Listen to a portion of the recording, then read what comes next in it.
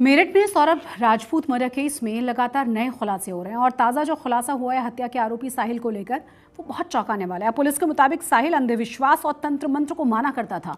उसकी इसी कमजोरी का उसकी प्रेमिका और सौरभ हत्याकांड की मुख्य जो आरोपी है और सौरभ की जो पत्नी है मुस्कान, उसने उठाया। नमस्कार, आप देख रहे हैं अब तक हिंदी न्यूज और मैं हूं दीपक सिंह। आज हम आपको एक ऐसे सदमे में डाल देने वाले हत्याकांड के बारे में बताएंगे जिसने पूरे देश को झकझोर दिया है।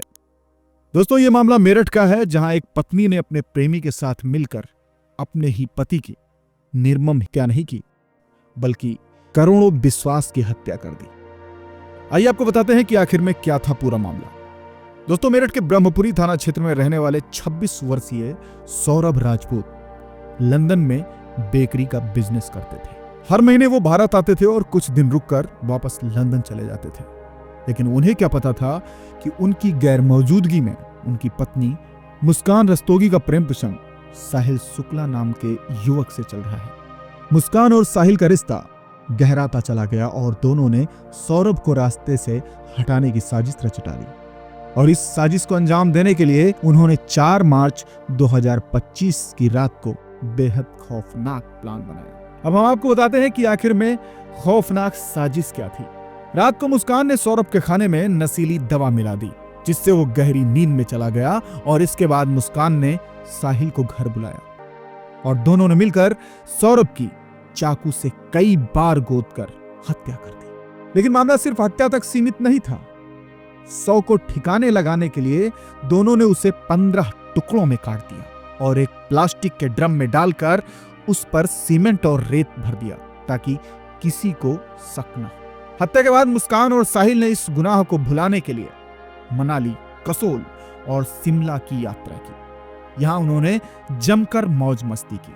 अब दोस्तों, आपको बताते हैं कि आखिर में कैसे खुला इस हत्या का राज।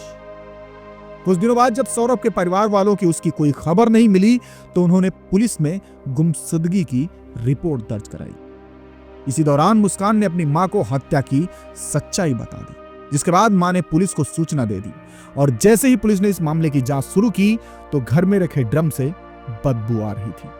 पुलिस ने जब ड्रम को खोला तो अंदर सौरभ के 100 के टुकड़े मिले। दोस्तों, यह भी कहा जा रहा है कि साहिल का तंत्र मंत्र से भी कनेक्शन था। जब पुलिस ने साहिल के बारे में गहराई से जांच की तो पता चला कि वह तंत्र मंत्र और काले जादू में भी रुचि रखता था। उसके कमरे से डरावनी तस्वीरें, नशे का सामान और तांत्रिक वस्तुएं भी बरामद हुई। इससे साफ था कि साहिल अंधविश्वास में गहराई तक डूबा था और उसके खतरनाक इरादे थे। अब दोस्तों, आपको बता दें कि कोर्ट में पेशी के दौरान कुछ बवाल भी हुआ। जब पुलिस ने मुस्कान और साहिल को अदालत में पेश किया तो वहां मौजूद वकीलों और लोगों का गुस्सा फूट पड़ा। वकीलों ने दोनों को पीटने की कोशिश की और साहिल की शर्ट तक फाड़ दी। पुलिस को मुश्किल से दोनों को बचाकर जेल भेजना पड़ा। अब इसमें क्या होगी सजा?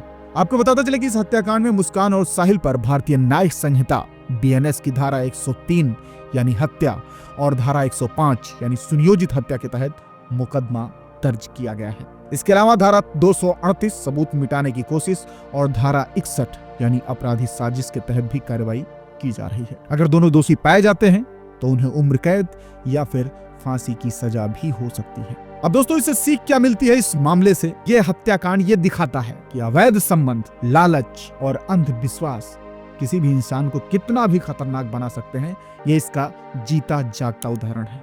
प्रेम, धोखा और अपराध जब एक साथ जुड़ते हैं तो अंजाम हमेशा दोस्तों भयावह ही होता है।